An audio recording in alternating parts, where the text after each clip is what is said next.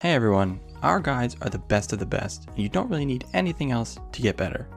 But breaking down your own gameplay and learning from it is super important as well. One of the biggest pain points viewers default to when watching any league guide is that the situation doesn't apply to them and they have a different issue than the one we're resolving, such as inting teammates, lower elo players, etc. This is why team games are less painful than solo games, like StarCraft. Lose a game there and there's nobody to blame but yourself. Look at a replay and you know exactly what to look for and find it much easier to identify your mistakes. In League of Legends, it's natural to pay attention to your teammates' mistakes instead of your own, which over time makes it hard to tell what you've actually done wrong when you're finally ready to admit your own mistakes. We have a psychology course that focuses on a lot of this stuff, and in this special guide, we're going to break down a step-by-step process of how I as a challenger approach my own gameplay to identify mistakes with the correct remedy at hand. The game we're going to use is from my Diamond 1 Smurf, where I'm playing Graves mid. Before getting into the gameplay, let's quickly go over the matchup. I'm playing Graves mid versus Malz. Graves is a range AD bruiser versus Malz a range AP control mage. Graves has more wave clear and more burst damage, while Malz can win through small poke trades. And before we go any further, don't worry, this video will hardly have anything to do with Graves, and the concepts can be applied to any champion. Now, you might be thinking, really, Graves mid? This is trolling. This gets me into one of my first important messages for all of you, that it is very, very rare that the champion you choose loses you the game. And what I mean by this is, your gameplay and decision making will always be the case. I personally play a lot of off-meta stuff like allowing mid or Vi mid and challenger, so if it works there, it works anywhere. Basically, when you're breaking down your own games, trying to figure out why you lost, your first thought should never be, we lost because I picked a certain champion, maybe I should have picked this one. Or, I'm not climbing because I play these champions, what other champion should I pick? If you're not good at that champion, then it's a different story. But anyways, my missions for this lane are, Mission 1, push the wave. Graves has more wave clear, so I want to be pushing for pressure. Mission 2, look for burst trades. After pushing, I want to use my burst trade advantage with Electrocute to chunk Malzahar as much as I can. And then Mission 3, maintain pressure without dying.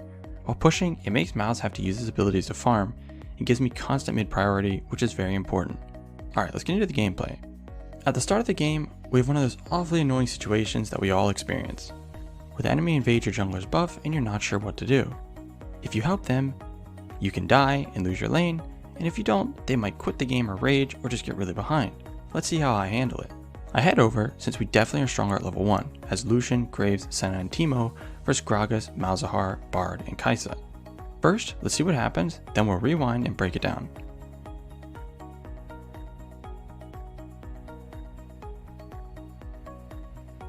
Alright, so the first important thing to breaking down your gameplay is ignore what your teammates do. Do not say, well, my teammates should have done this, etc., because even if that's true, winning in solo queue is learning how to play around your teammates' mistakes and to play for yourself. So with that in mind, before watching this, let's create a list of priorities that can apply to almost any situation like this in your own games as well. First priority for these level 1 fights is to stay alive. This is because minions have met in mid now, and losing early experience can lose the game. Levels are super important in League, so it's not worth for me to go 1v3 like this just to get one kill. Second priority is to just make sure Teemo gets the red buff. For him to get the red buff, we don't even need to kill them, we can just push them away by running at them.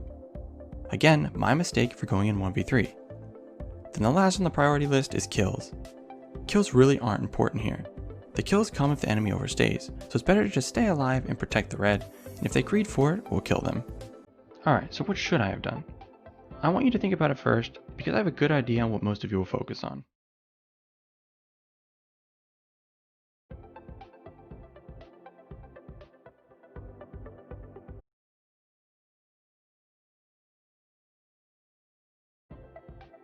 I would have to guess, most of you are probably thinking to flash the body slam. This is a natural thing to gravitate towards, because it's the most visually obvious thing when analyzing gameplay. With more thought, and the knowledge that correct decision making is the key to climbing, microplays are much less important than the decision I made to rush into this fight. Sometimes microplays can be the only difference, but it's just really rare. So the right play here is to just realize I can play slower and more patient. I don't need to kill anyone. So I can just walk at them since they are running away anyways and let my team handle the Kai'Sa. That's why they weren't here to help me. If I play slow, there's no way they can kill me, and then they all get screwed for the early game. Gragas is going to start a buff really late with no leash and no health. Malzahar will miss CS in mid and have to use his potions already. I know we might be thinking though, what if they are invading and you actually lose the fights level 1? and your teammates stick around and try to fight it anyway. What do? It's easy, think of the priority list. First priority is to stay alive. If you don't win the level 1 fight, just go to mid lane and don't bother helping. You can't do anything about the red buff. Alright, let's move on now as I come out of base and head to mid, missing the first few CS and don't have a potion or any summoner spells. As I get to lane, the wave is pushing to me, so I start auto-attacking minions to get level 2 and start pushing the other way for mission 1. While doing this, Teemo comes from top to gank and we just barely miss the kill on Mal's. He has TP though, so he actually doesn't miss much from this. But since the wave is pushing to me, I'm not going to shove and I'm going to let the enemy wave kill my wave to deny Mal some CS until he teleports. But since my Teemo is invading the enemy Gragas red buff, and I denied some CS already, I start pushing so I can have priority to help him on the invade. The most important thing here is to crash the wave on the tower. This keeps Malzahar there to farm it, and I don't miss any CS. I'm free to move wherever I want. Since Teemo was invading Gragas red and Gragas never showed up, I go to put a ward bot side. As I do that, Gragas shows up invading Teemo at blue, so I start heading over. Just like before, let's see what happens and then break it down.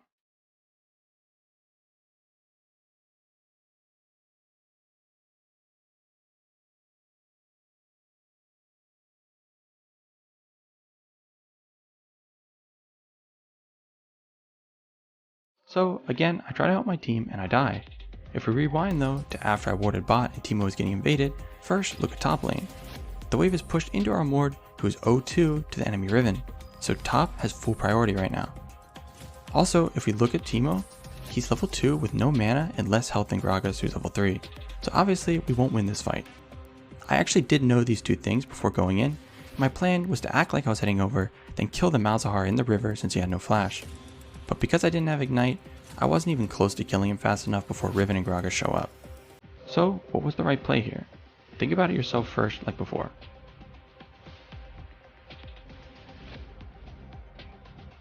So if we look right here, before I left the lane, the wave was reset. With us both leaving like this, and our top not having priority, it's going to be a 2v3 where we definitely lose. But since I have a wave clear and trading advantage, I should have hard pushed mid to force Malzahar to stay here and collect the wave, then look to move and potentially fight.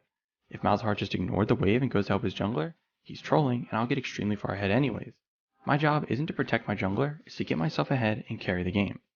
Alright, moving on to when I get back to lane after that. I start pushing the waves again, following my game plan, crashing on the tower and getting some tower damage. I know Gragas shouldn't be here right now because he should have to clear his camps or reset after what just happened. I just saw Riven recall in top lane and my bot is on the enemy bot tower, so I wouldn't think Bard can roam right now. Let's see what happens.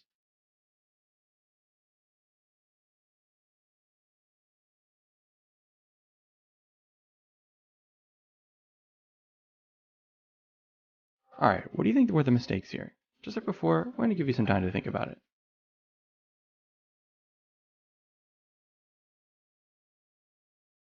A lot of players would think here, well, you don't have flash, so you shouldn't be pushing. This actually isn't true at all and is a huge misconception that a lot of players have. Pushing gives pressure and pressure wins games. Against something like Malzahar before level 6, the kill pressure is very low unless I troll. So this is actually one of those plays that came down to a small micro mechanic. I was really greedy with my E, not using it to dodge Bard's Q on the minion. To be fair though, it really didn't seem like that would hit. But regardless, it's best to play it safe and just use E, because then I don't get stunned and I'll easily live. But when I say pressure wins games, we can see a small example of why right here. Because I'm pressuring mid so hard, Bard roamed here when he shouldn't have, so my bot lane is just getting a ton of tower plates for free and denying the enemy ADC a lot of farm. I shouldn't die here, so if I didn't misplay and I lived, they actually get nothing and my bot lane gets a lot. If we reverse it and I let Mal's push to me, then he can be the one roaming and might make a play somewhere. Pushing and pressuring without dying is what makes really good mid laners.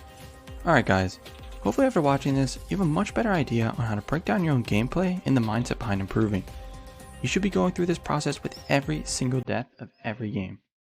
You'll be surprised on how fast you improve. But that's going to be it for this video. We hope you enjoyed and thanks for watching.